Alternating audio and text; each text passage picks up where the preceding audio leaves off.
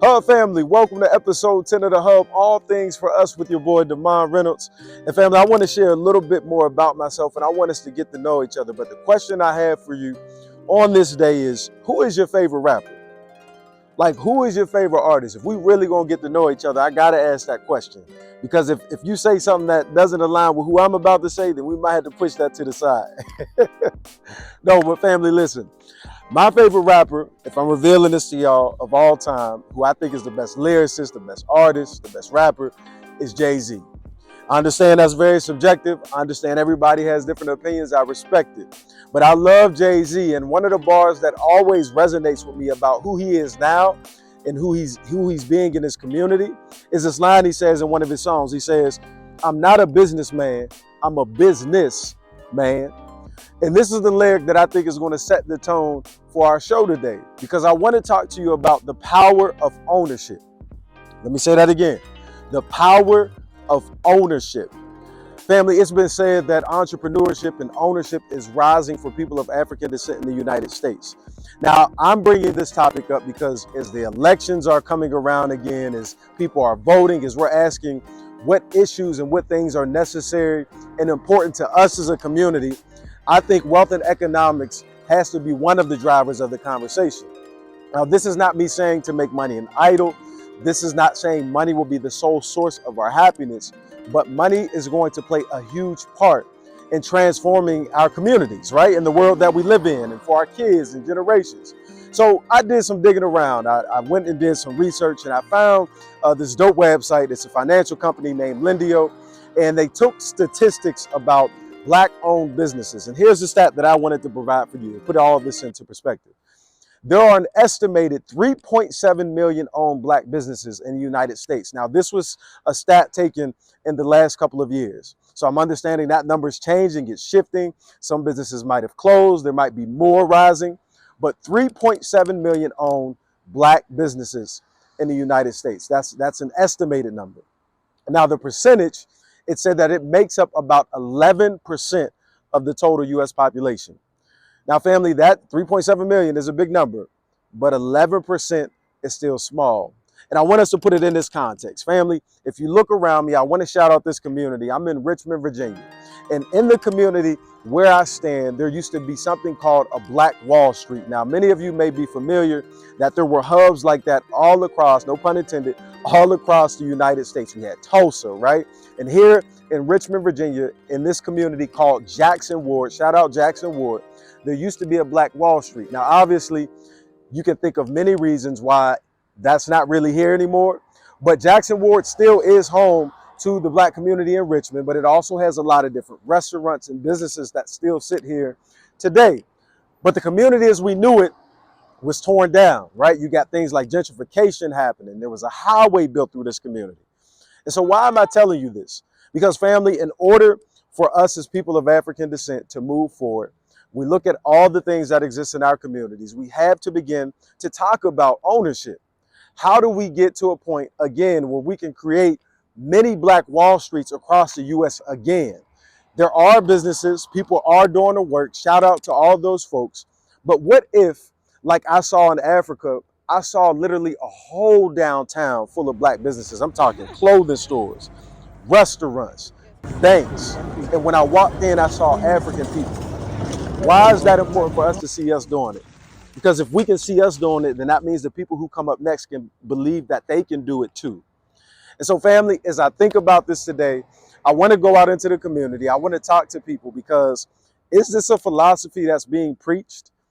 I've been in schools, I've been around the education, and a lot of our kids are struggling because we're not really putting skill sets in their hands that will be valuable to them, like owning a business, like literally coming up with a business plan, right? Not working a 9 to 5. And I'm not, listen, hear me on this. I'm not judging anybody. I've worked 9 to 5s, like everybody has to do it at some point.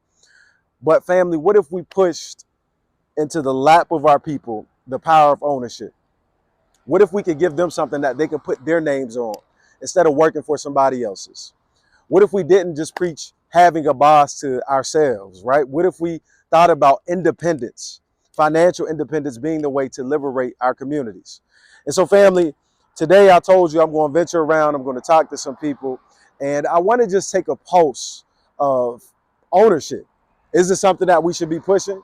Are we comfortable with continuing to work for people and work 9 to 5s and not having our names and our visions and our plans on businesses? And this is a solution-based conversation, which means I'm also going to talk to people who are in those positions, and I want you to hear from them. And I hope that there's a strategy, that there's a thought, that there's something that pops up in your mind that propels you to go forward and start your own thing and build that vision and that dream that's been inside your heart. And so, family, I'm excited about this one. I want y'all to check out the guests I had on and just the dope people that I got to come in contact with. See y'all soon. Well, perfect. Well, y'all, thank you, man, for taking this time. Yes, I really appreciate you. Great business. I walked in. Could you just tell the folks about where I'm at, where we're standing at? Well, basically, in the Jackson Ward historical area, historical Black area, what a lot of the customers that come in that have been here for a long time call it the Black Wall Street of Richmond. So we've been in this location since 2002. Wow. It was started by my mom and dad. My dad, Dawood Shakur, who passed away a couple of years ago. But, we're still keeping his legacy alive. Yes, sir. Yes. Wow. So, man, one of the things that I've been highlighting is just talking about the power of Black ownership. Obviously, this is a business that's been in the family. Yes. So talk about just how do you feel, I guess, coming in every day knowing that this is a part of your family name? Well, I feel really good about it, and it gives me the strength to continue on every day, to continue on my parents' legacy, to not give up, to just continue along with the ups and downs. And one of the most important things that I've learned is how you treat everybody that comes through that door. Treat them with respect and value them no matter what. And I think that's what gives us longevity. Wow, man. Yeah, I noticed when I came in, of course, you had a gentleman in here who wasn't necessarily our skin color. Right. He's like, yo, this is the dude. Right. And so I always see how relationally in Black businesses, there seems to be a closeness. Yes. So that's really cool, man. So you guys have been in, you said, since 2002. Do you know the kind of the origins of why the store was open? What's I see the African garbs, I see the oils. So talk to me about the store. Well, my parents have always had businesses over the years, ever since the 70s, serving the community. Wow. So when they go into business, they just wanted something that was going to serve the community. We have the oils, the clothes, we sell like skincare products, black seed oil, which builds your immune system.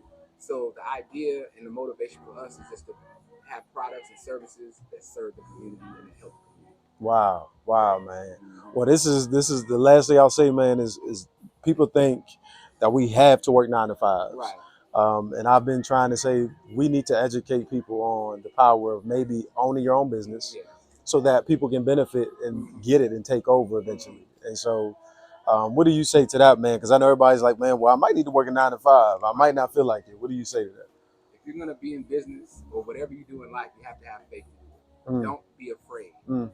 I read a statement by a book by Stephen Covey years ago where he made a statement that wealth creation has shifted from financial capital to human capital. It's shifted from money to people. The wealth is in the people. Oh, that's what we have to realize. Stop chasing after those things. The wealth is already in us. So if you want to go into business, go into business. Just keep that in mind. Have faith. Treat the people like you want to be treated, and you'll be successful. Thank you so much for taking the time. Man, can you tell me about just some of the products that people can expect when they come into a store like this, man?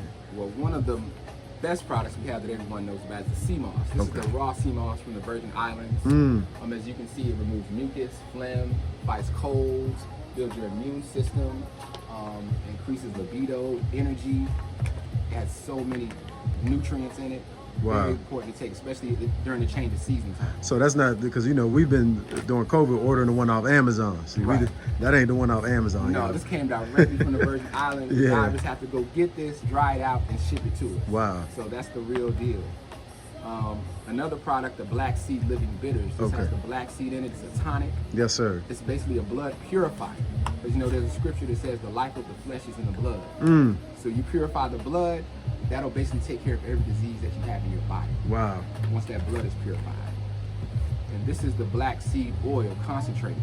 It's in the scriptures, and it's a very great product. It has the omega-3s, builds your immune system, keeps the mucus out of your body. So this is definitely during this season, definitely double up on the black seed oil, no matter what. Take it consistently every day. It'll keep your health together overall over time. Yes, sir. So yes, these are some of the products that we basically swear by. Okay. Then we have the natural soaps. All natural, no harsh chemicals. Ayurvedic, that's like the Indian term for life. Those are the terms we give. Like we have toothpaste, natural toothpaste, neem toothpaste, charcoal toothpaste, which pulls the toxins out of your gums and teeth. Yes, sir. So we have a handmade soap. A sister from Maryland makes this for us. Brown sugar natural soap. She has all different flavors here. Handmade soap. So these are just some of the products that we have to try to keep people, at a high level, spiritually, mentally. The incense, I'm all about holistic. So every day, get yourself on a regimen every day, especially during these times. You definitely need that. Yes, sir. To get your spirit right. So if you want to do that, definitely come to Shakur's and we can definitely assist you with that also. Man, and I just think about, everybody like going to Target and Walmart, including myself, y'all. I'm saying it to me too. Yes. But we all go to these different places when we got stores and people who have products that are natural that we can use. So, man, thank you for what you're doing. Appreciate you. I appreciate you. Yes, sir. Brother. Now, Mr. Ray, you were telling me you didn't just create this business, one, just for our people, but also that all people could come and eat. Yeah, well, we want everybody to eat. I mean, in business for yourself to prosper, you got to prosper from wherever you can prosper from. Right. And just be fair with everyone. Yeah. They will come to you as long as you present them with professionalism and quality, then you shouldn't have any problem at all. Yes, sir. And you said, one of the things I've been talking about too is just the 9-to-5 mindset. People think that we have to work 9 to 5. Don't have to do a 9 to 5. Yeah. Because I don't want to be here down here out here at anywhere at 11, 12 o'clock at night. So I enjoy just doing it, during the daytime. And then in the afternoon I'm free. Late in the afternoon I'm free to do other things. Honeydews around the house or whatever might come up. Who taught you, I guess, the mindset around, because you said you saw some people. Who was that taught you or that sparked your interest in owning your own? It was my uncle that owned Ike Strip House. Okay. He was one of the first entrepreneurs that owned 4 restaurants at one time. All 4 moved at one time in the city of Richmond. Wow. Amazing. Well, family, look, y'all just got in touch with Mr. Ray. Y'all got hip to him. Come say what's up if you're in Richmond. Come to Jackson Ward and get some hot dogs. We'll be right here ready to serve you. Yes, sir. Earlier, both my parents, we own businesses ourselves. Yes, sir. And seeing my parents work as hard as they did, like black immigrants in the United States, not easy thing to do. But I also want to say, when it comes to for at least the freedom of black people, I don't think entrepreneurship is necessarily going to free us. Because I think with rich black folk, there's still poor black folk. You know what I mean? True. We see in America today, we see all these black billionaires. What do they do for black common people? At the same time, though. He said it, I didn't. That's good, man. No, keep going. Yeah. At the same time, though, I cannot blame black people for wanting that position of power, considering the history of this country. Yeah. Hub family, man, I appreciate y'all for rocking with me for episode 10 of The Hub. Listen, I am always excited about the type of work that I get to do. I get to meet new people. I get to have new experiences and hear things that I didn't get to hear before. That's one of the many things that I love about media and about the work that I do. And so I just appreciate everybody who tunes in and who shares their time with me and your eyes and your mind. And so I really appreciate you. I also want to tell those folks who I talked to, Mr. Ray, Brother Yaya, who own their businesses. Thank you for letting me inside. And of course, the last brother who I interviewed, I just want to say thank you so much for just your time, your words of wisdom, just the thoughts and your opinions that you shared. I want to shout out specifically, of course, my friend that I met when I was just walking around on the street. He stopped and spoke with me and he offered me a different perspective. You see, in this conversation of ownership, we also have to be truthful about what we are doing with what we have. And he mentioned that there are billionaires who own corporations. There may be even black billionaires who have all this money and yet they don't step foot into their own communities. And so I thought that was a really dope perspective. But also his perspective was like, look, I don't really know if ownership is the way. So family, here's my opinion. I told you guys on this platform, we can agree, we can disagree, and always do it respectfully. That's what we're here for. We need to hear different perspectives. And so in lieu of that, I want to make sure that I'm offering you why I did this episode. Remember a couple of weeks ago, maybe a couple episodes ago, I should say, I spoke with brother John Jones Jr. And of course, he's a business owner, but he also was just talking about habits and all those different things that we can do to kind of liberate ourselves financially and economically. And I believe a lot of the issues that we experience is because we have a lack of resources and a lack of exposure. And so when I say we, you'll say, well, dude, you went to college, you got a 4-year degree. I'm able to go and own a home. I'm able to go do an X, Y, and Z. You can get this car. You can go this place. And I'm not saying that that's the case. But I'm also saying that we still have a large segment of the population of people who look like us who don't have. And so if those folks aren't necessarily free, then we all are not free. And so how do we get to a point where we can now say, okay, what's the best way and how can we re-educate not only the youth, but also ourselves on how to better move forward? I think we need to start putting this stuff in the schools. Like we literally need to be helping kids who may say, hey, I don't want to go to college. I want to build something with them. Maybe help them to start a business from a young age. That idea or that crazy thing they have, why are we not cultivating that thing and turning it into something long-term? Even for ourselves, why are we content on working 9 to 5s? Like literally we are working on somebody else's dime. This is a universal conversation, by the way. This is not just for us, but it is, right? I'm talking to you guys, but literally everybody's having this conversation. And so family, I believe economically, in order to change our communities, we have gentrification happening. We have people who are investing into communities that we grew up in and kicking our family members out and people we know and our neighborhoods. So what would it look like if we began to teach about ownership, giving you your own business? And so family, I just wanted you to consider that for this episode. I think we would be a lot more free and a lot more liberated if we could maybe put this as one of the many strategies, not all, but if this was one of the many strategies into our community. Family, thank you for taking the time as always. I appreciate you. Thank you for rocking with me. And this has been dope. The Hub, all things for us. We out. See y'all soon.